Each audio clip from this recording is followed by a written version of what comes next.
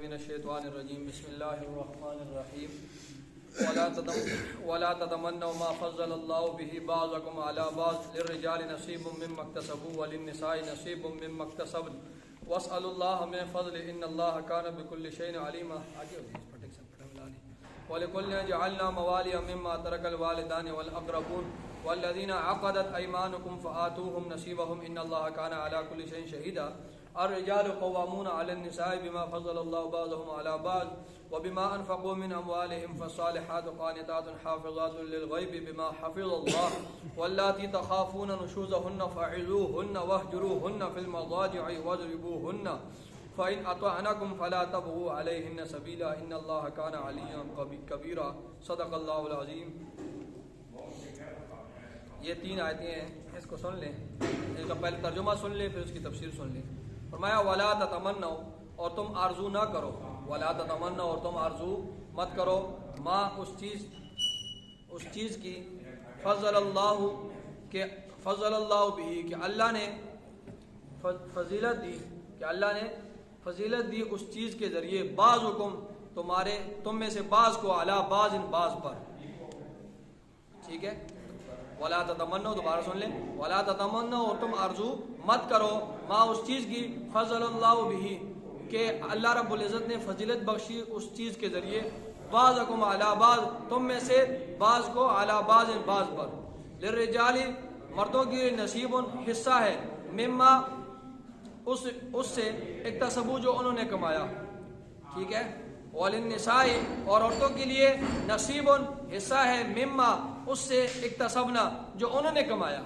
مردوں کے لیے حصہ ہے جو مردوں نے کمایا, اور عورتوں کے لیے اس حصہ ہے اس سے جو عورتوں نے کمایا. واسألوا اللہ من فضلہ, اور سوال کرو اللہ تعالیٰ سے, واسألوا اللہ, اور سوال کرو اللہ تعالیٰ سے, من فضلہ, اس کی مہربانی کا.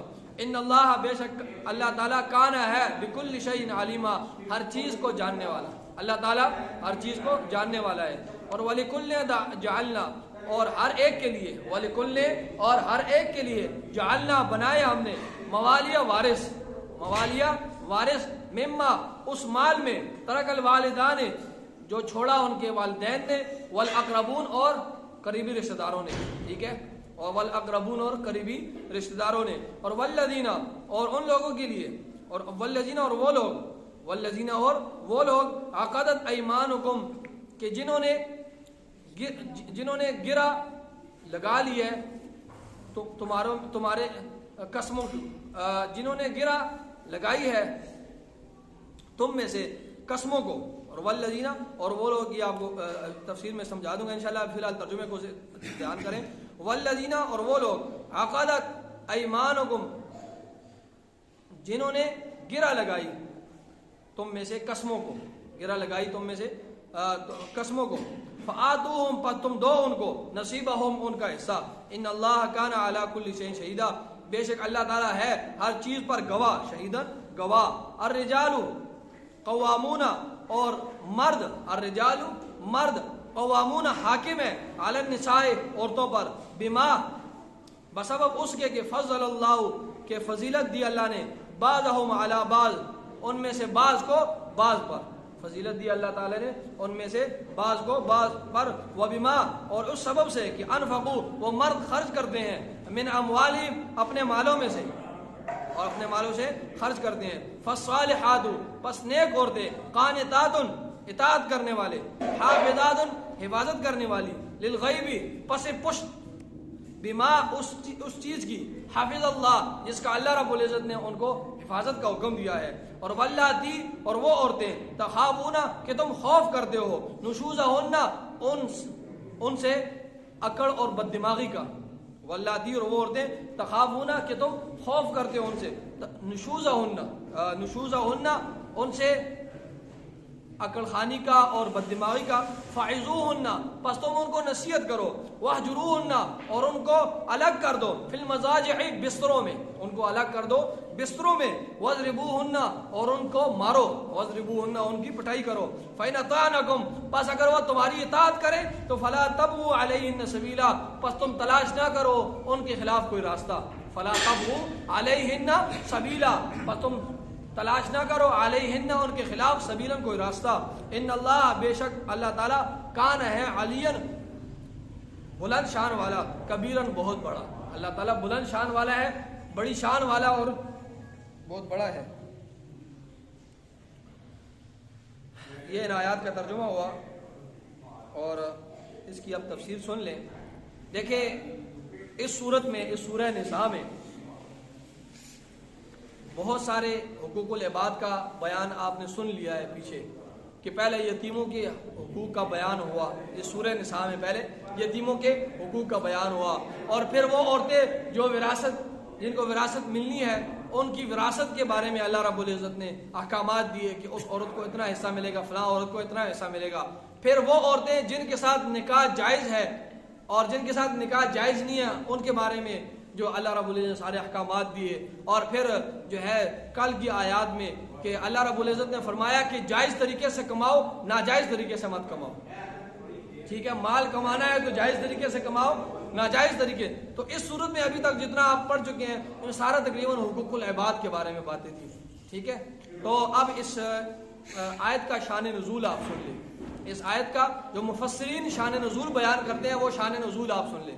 حضرت ام سلمہ رضی اللہ تعالی عنہا، جن کا نام برہ یا ہندا آتا ہے، اور آپ صلی اللہ علیہ وسلم نے ان کو پھر ان کا نام جو ہے ام سلمہ رکھ لیا، پہلے ان کا نام برہ یا ہندا تھا، دو نام ان کے تاریخ میں آتے ہیں۔ یہ ام سلمہ رضی اللہ تعالیٰ عنہ یہ بیوی تھی عبداللہ بن زمعہ کی، یہ بیوی تھی ام سلمہ رضی اللہ تعالیٰ عنہ، یہ عبداللہ بن زمعہ کی بیوی تھی، اور عبداللہ بن زمعہ یہ بڑے صحابی تھے، انہوں نے مدینہ کی طرف بھی ہجرت کی اور حبشہ کی طرف، یعنی دونوں طرف ہجرتیں کی۔ تو یہ جن لوگوں نے دونوں علاقوں میں ہجرت کی ہوں، ان صحابہ کا بڑا مقام ہے۔ تو پہلے انہوں نے حبشہ کی طرف ہجرت کی، اور پھر جب ہجرت مکہ سے مدینہ کی طرف کا حکم آیا تو ان ام سلمہ اور ان کے خاوند نے مدینہ کی طرف بھی ہجرت کی۔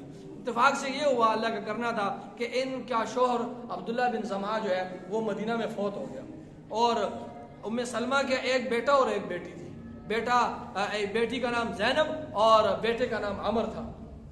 یہ مالی طور پر بڑی پریشان ہوئی کہ عبداللہ بن زمعہ تو فوت ہو گئے ہیں اور اب میرا بیٹا بھی ہے اور بیٹی ہے، تو کافی طور پر، اور ان کا جو خاندان تھا وہ کافر تھا، تو اور ان کے بھائی وغیرہ وہ تعاون نہیں کرتے تھے، کیونکہ وہ ان کو کہتے تھے آپ کیوں مسلمان ہوئے، تو خاندان کوئی تعاون کرنے کے لیے تیار نہ تھا، اور یہ مالی لحاظ سے بڑی جو ہے یہ پریشان تھی، ٹینشن میں تھی کہ اب کیا بنے گا ان بچوں کا۔ تو جب ان کی عدت پوری ہوئی تو آپ صلی اللہ علیہ وسلم نے ان کو نکاح کا پیغام بھیجا، ام سلمہ کو نکاح کا پیغام بھیجا۔ انہوں نے جب وہ نکاح کا پیغام پڑھا تو بڑی خوش بھی ہوئی، حیران بھی ہوئی اور پریشان بھی ہوئی، اور پھر خط لکھا آپ صلی اللہ علیہ وسلم کو کہ میں بڑی خوش نصیب ہوں، اپنے لیے بڑی خوش نصیبی ہے میری کہ آپ نے مجھ جیسی عورت کو نکاح کا پیغام بھیجا ہے، اور میں جو ہے بیوہ بھی ہوں، اور میں بڑی حیران ہوئی ہوں یہ خط سن کر، یہ خط پڑھ کر کہ مجھ جیسی عورت یعنی بیوہ ہو کر، اور آپ اتنے بڑے آدمی، اور لیکن میرے لیے اس سے بڑھ کر کوئی خوشی نہیں ہے، لیکن پریشان اس لیے ہوں کہ میرے ساتھ بچے بھی ہیں، اور بچوں کا کیا بنے گا۔ تو رسول اللہ صلی اللہ علیہ وسلم نے فرمایا کہ اللہ رب العزت مسبب الاسباب ہے، دیکھیں میرا یہ آپ سے نکاح کرنے کی وجہ یہ ہے کہ آپ کی اولاد کی تربیت بھی ہو جائے، اور عالم اسباب میں ان کے لیے رزق مہیا کرنے کا جو ہے ایک طریقہ بھی مل جائے، یعنی وہ میں آپ سے نکاح اس لیے کرتا ہوں تاکہ جو ہے مالی طور پر جو آپ کو ٹینشن ہے تو اللہ رب العزت مسبب الاسباب، لیکن یہ دنیا عالم اسباب ہے نا، تو آپ سے فرمایا تاکہ آپ کے جو بچے ہیں ان کو جو ہے رزق کے حوالے سے جو آپ کی تنگی ہے وہ بھی دور ہو جائے اور ان کی تربیت بھی ہو جائے۔ تو پھر یہ آئی رسول اللہ صلی اللہ علیہ وسلم کی جو ہے بیوی بن کر تو ام سلمہ رضی اللہ تعالی عنہ، تو یہ جو تھی بڑی جو ہے تاریخ کی کتابوں میں لکھا ہے ان کو افقہ النساء، یعنی سب سے سمجھدار عورتوں میں سب سے سمجھدار عورت کہا جاتا تھا صحابہ کرام کے زمانے میں، اور صحابہ کرام میں یعنی عورتوں کے لحاظ سے یہ بہت سمجھدار عورت تھی، اور ایسے ڈھنگ کی گفتگو کرتی تھی، اور معاملہ جھگڑے والا معاملہ بہت ایسے طریقے سے یہ حل کرتی تھی کہ سمجھ بھی کسی کو نہیں لگتی تھی، بڑی تیز، اور اللہ رب العزت نے بڑی فہامت عقل اور فہم دیا ہوا تھا۔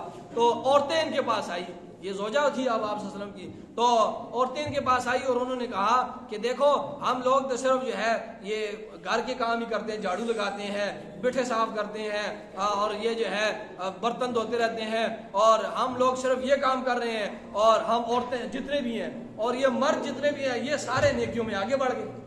ہم گھروں میں یہ کام کرتے رہتے ہیں اور یہ مرد ہم سے نمبر لے گئے, ہم بہت سے کام نہیں کر سکتے. دیکھو وہ مرد جو ہے وہ جب ہم اذان نہیں دے سکتے, ہم عورتیں اذان نہیں دے سکتے, اب وہ مرد جو ہے وہ جب اذان دیتے ہیں تو ان کے ایک لفظ پر 10 نیکیاں ملتی ہے, اور جب بلند آواز سے دیتے ہیں تو 90 نیکیاں ملتی ہیں ان کو. اور یہ لوگ اقامت کہتے ہیں, تو جب اقامت کے ایک حرف پر 10 نیکیاں, اور اقامت کو جب بلند کہا جائے تو 100 نیکیاں ملتی ہیں. ٹھیک ہے. اور ترمذی شریف کی حدیث ہے کہ جو شخص اذان کہے وہی اقامت کہے, جو شخص اذان کہے وہی اقامت کہے. ہاں اگر اذان مؤذن جو ہے اذان دینے والا مؤذن اگر اسے اجازت دے دے تو ٹھیک ہے, اس کی رضامندی. تو انہوں نے کہا کہ دیکھو جب ہم عورتیں اذان بھی نہیں دے سکتی, ہم عورتیں امام بھی نہیں بن سکتی, ہم عورتیں قاضی اور جج بھی نہیں بن سکتی, ہم جہاد میں بھی نہیں جا سکتی, تو ہم تو گھر میں بیٹھی رہتی ہیں, اور یہ جو مرد ہے یہ نیکی کاموں میں بہت آگے بڑھ گئے ہیں. تو یہ بات ہمارے دل میں ہے, یہ آپ جو ہے آپ صلی اللہ علیہ وسلم کو سمجھا بتا دیں اور کہ ہمارا کیا بنے گا.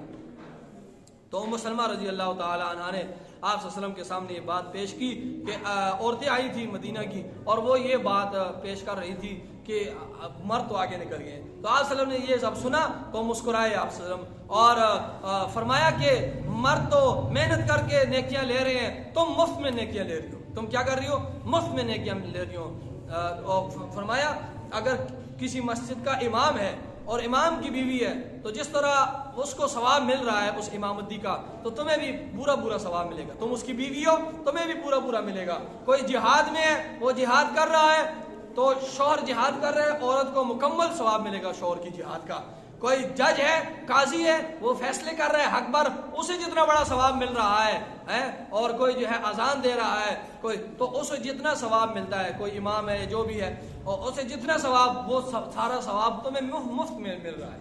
کیونکہ اگر کوئی شخص امام ہے مسجد کا, کوئی شخص جہاد پر گیا ہوا ہے مثال کے طور پر, تو وہ جو ہے جو جہاد پر گیا ہوا ہے, تو یہ جو مجاہد گیا ہے اس کے گھر کی حفاظت کون کر رہا ہے؟ عورت کر رہی ہے نا. اور اس کی خدمت کون کرتی ہے؟ عورت کرتی ہے. ٹھیک ہے. دیکھیں امام صاحب نماز پڑھاتا ہے تو یہ عورت اس کو کپڑے دھو کر دے گی, تب اس پاک کپڑوں میں نماز پڑھا سکے گا. یہ اس کے لیے روٹی بنائے گی تو وہ روٹی کھائے گا, تو اس طاقت سے وہ امامتی کرا سکے گا. وہ مؤذن اذان دینے والا جب یہ کھانا بنائے گی اس کے لیے, یہ اس کے لیے کپڑے دھوئے گی, یہ اس کے گھر کی حفاظت کرے گی, گھر کی ٹینشن اس مرد کو نہیں ہوگی, اس کے بچوں کو سنبھالے گی, تو وہ اس کے بغیر رہ نہیں سکتا. اس عورت کو یہ کھانا بنا کر نہیں دے گی تو وہ کیا زندہ رہ سکے گا؟ کھانا نہیں کھائے گا. وہ کپڑے نہیں دھو کر دے گی تو کیا یہ نماز پڑھ سکے گا اس گندے کپڑوں میں؟ تو فرمایا جس طرح وہ جس طرح پورا ثواب اس کو مل رہا ہے, اس مرد کو جو امام ہے, جو مؤذن ہے, اور جو ہے جہاد کرنے کے لیے گیا ہوا ہے, جو بھی نیک پورا ثواب اس عورت کو بھی مل رہا ہے. آپ سسم کی حدیث ہے نا کہ جو شخص جہاد کے لیے جا رہا ہے اور دوسرا بندہ جہاد کے لیے نہیں جا رہا, وہ جہاد کا سامان اس کو دے رہا ہے, تو یہ شخص اس کے ثواب میں برابر ہے اس مجاہد کے, جس کو غازی ہونے کا ثواب مل گیا. ایک شخص ہے کہ اس کے پاس مال بھی نہیں ہے, جا بھی نہیں سکتا, تو لیکن ایک بندہ جہاد کے لیے جا رہا ہے اور وہ اسے کہتا ہے کہ آپ کے گھر کی حفاظت میں کروں گا, سودا سر میں لاؤں گا, ایندھن وغیرہ آپ کے گھر کے لیے میں لاؤں گا, آپ کے بچوں کی حفاظت آپ بے فکر ہو کر جہاد کریں. جس طرح مکمل ثواب اس کو مل رہا ہے اس کو, کیونکہ نیکی جو ہے ایک بندے تک محدود نہیں رہتی, اس کے اثرات جاتے ہیں. تو ان عورتوں نے جو ہے تو یہ ساری بات ہے, تو ان عورتوں نے یہ بات کہی تھی کہ ہم تو جو ہے یہ آرزو کی تھی تو کہ ہمیں پورا ثواب نہیں ملتا, ہم تو پیچھے رہ گئے ہیں. تو آپ صلی اللہ علیہ وسلم نے یہ بات ان کو سمجھائی اور اس پر جو ہے یہ قرآن کی آیتیں بھی اتری. اللہ رب العزت نے ارشاد فرمایا وَلَا تَتَمَنَّوْا, اور تم تمنا نہ کرو, آرزو مت کرو, ما اس چیز کی کہ فضل اللہ بھی, کہ فضیلت دی اللہ تعالیٰ نے اس کے ذریعے, بعضکم تم میں سے بعض کو علی بعض پر, اور للرجال مرد کے لیے نصیب حصہ ہے, مما اس سے اکتسبو جو انہوں نے کمایا، اور وللنساء اور عورتوں کے لیے نصیب حصہ ہے، مما اس سے اکتسبنا جو انہوں نے کمایا، ان کو براہ راست کمانے کا بھی ثواب مل رہا ہے، اور جو وہ نیکیاں براہ راست کما رہی ہے وہ بھی ثواب مل رہا ہے، اور جو خاوند کی جو ہے خدمت کر رہی ہے اس کا بھی ثواب اس کو مل رہا ہے۔ فرمایا واسألوا اللہ من فضلی، سوال کرو اللہ رب العزت سے اس کے فضل کا، اس کی مہربانی کا سوال، یا اللہ اپنا فضل فرما، یا اللہ اپنا کرم فرما۔ ان اللہ، بے شک اللہ تعالیٰ کان ہے بکل شیء، ہر چیز کو علیماً جاننے والا، ولکل جعلنا موالیا، اور ہر ایک کے لیے، ولکل اور ہر ایک کے لیے جعلنا بنایا ہم نے، موالیا،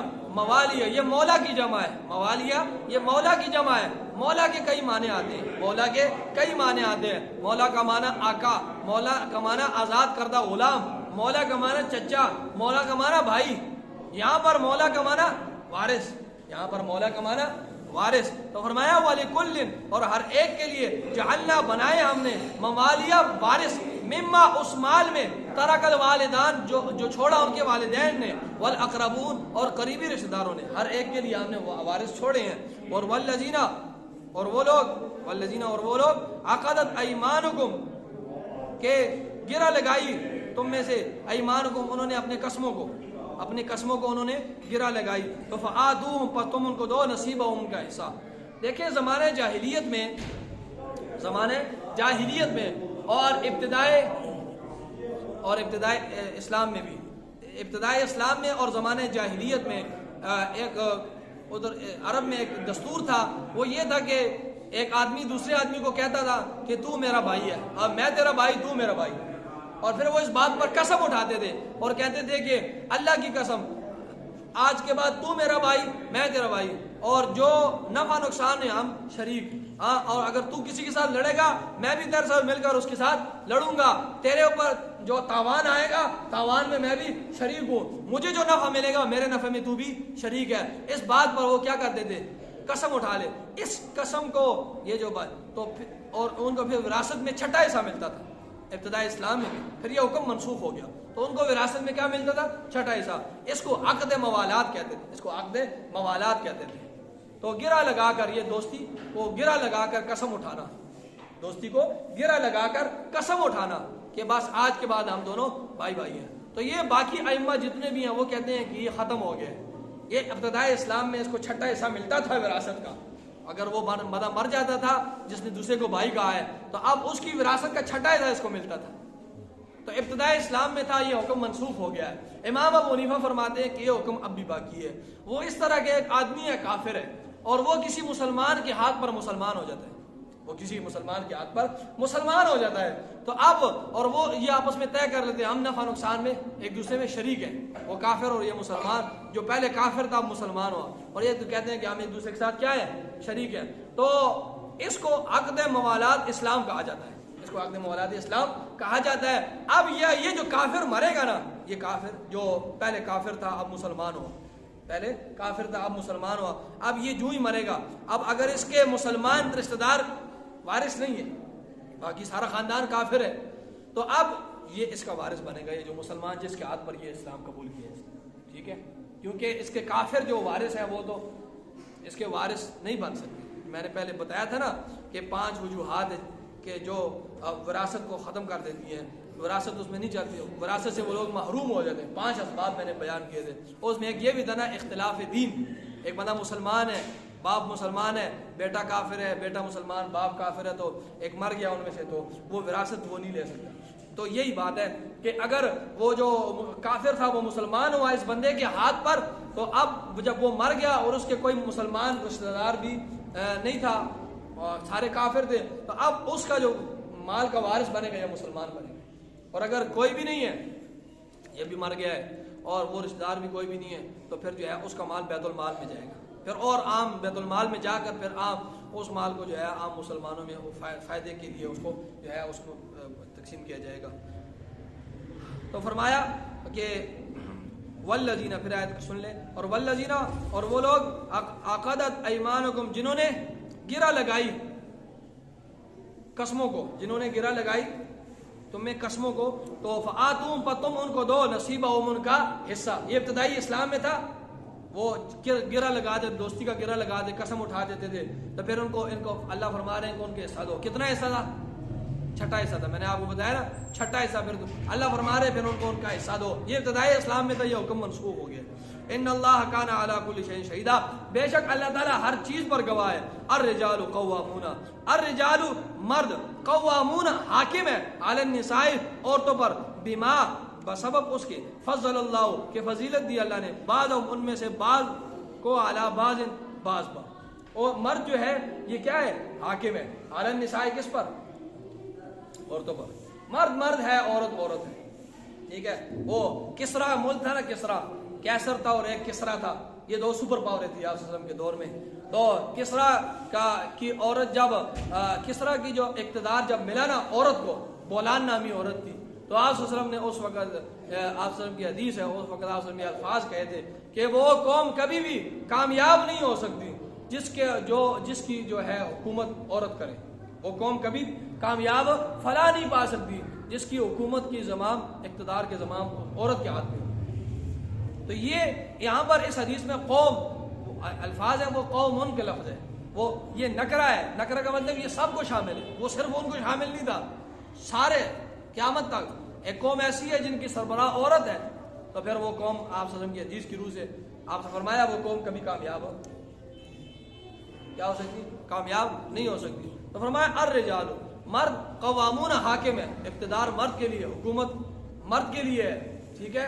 حاکمیت کس کے لیے؟ مرد کے لیے. علی النساء عورتوں پر، بما بسبب اس کے، فضل اللہ کہ فضیلت دی اللہ نے، بعض ان میں سے بعض کو، علی بعض بعض پر، وبما اور بسبب اس کے کہ انفقوا وہ مرد خرچ کرتے ہیں، من اموالہم اپنے مالوں میں سے. ٹھیک ہے. عورت کی جو کیا نام ہے ذمہ داری کس کے اوپر ہے؟ مرد پر ہے. مرد کماتا ہے اور وہ جو ہے عورت پر خرچ کرتا ہے اور اتنی محنت مزدوری کرتا ہے. تو اس وجہ سے بھی مرد جو ہے یہ فضیلت رکھتا ہے عورت پر.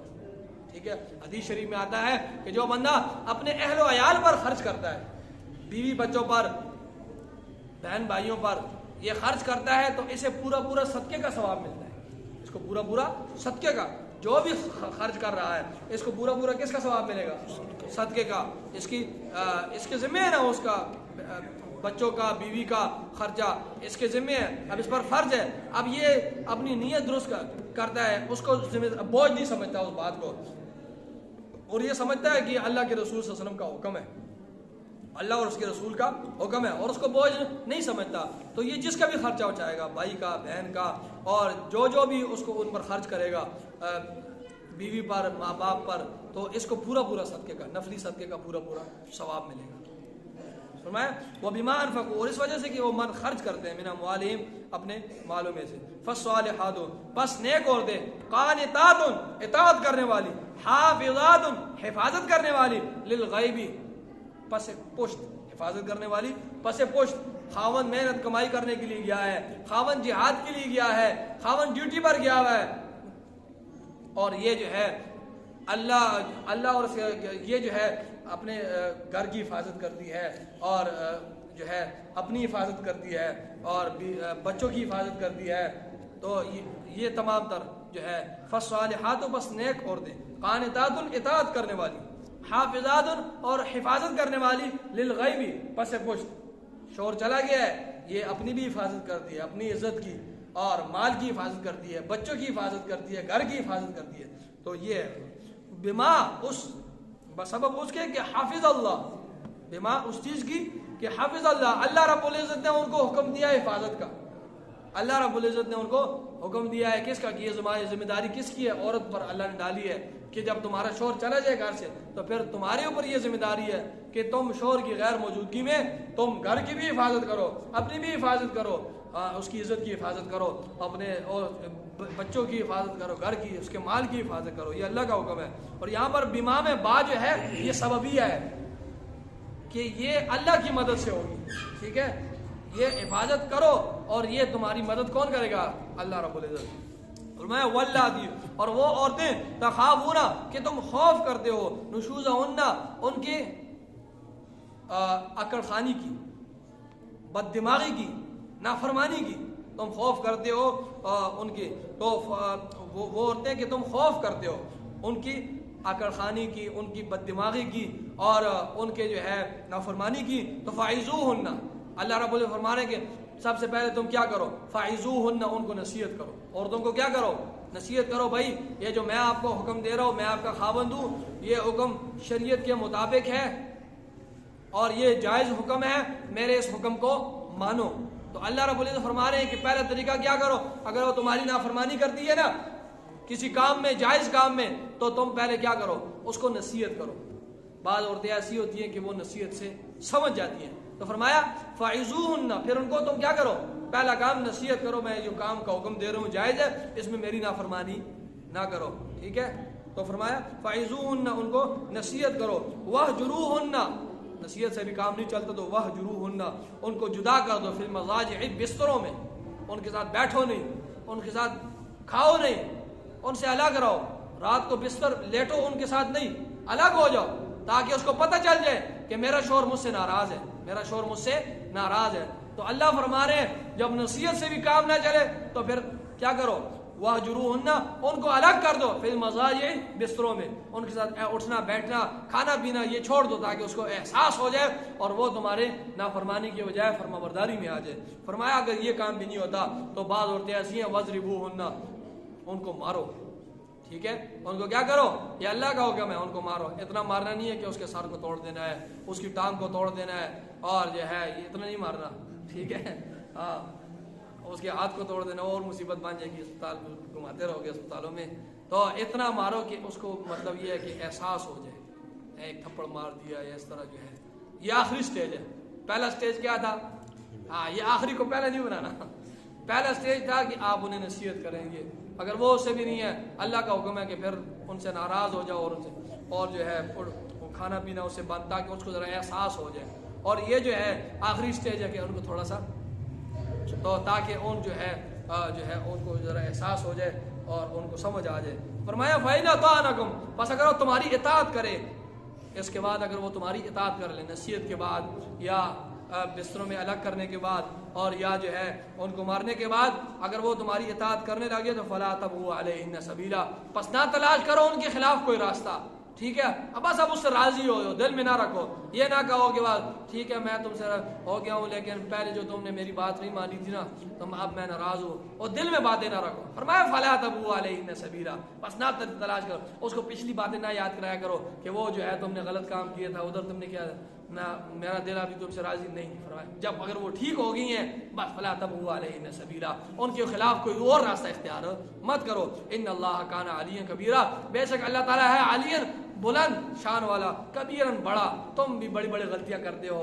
دیکھو اللہ تعالیٰ اگر تمہارے ساتھ اس طرح سختی کرنا شروع کر دے تمہارا پھر کیا اثر ہوگا، کیا اشر ہوگا پھر تمہارا. تم سے غلطیاں نہیں ہوتی ہیں، تمہاری بیوی سے ہوگی، تو پھر جو ہے اس طرح سٹیپ بائی سٹیپ اس طرح کرو، ایک دم اس کو یہ سارا، اور ان سے ایک دم جو ہے اگر وہ ہو جاتی ہیں راستے پر چل جاتی ہیں تو اس پھر دل میں اپنے لیے کچھ نہ رکھو. ٹھیک ہے، اللہ تعالیٰ ہم سب کو جو ہے ان آیات پر عمل کی توفیق. آمین. الحمد للہ رب العالمین والعاقبۃ للمتقین والصلاۃ والسلام علی سید الانبیاء والمرسلین. ربنا آتنا فی الدنیا حسنہ وفی الآخرۃ حسنہ وقنا عذاب النار.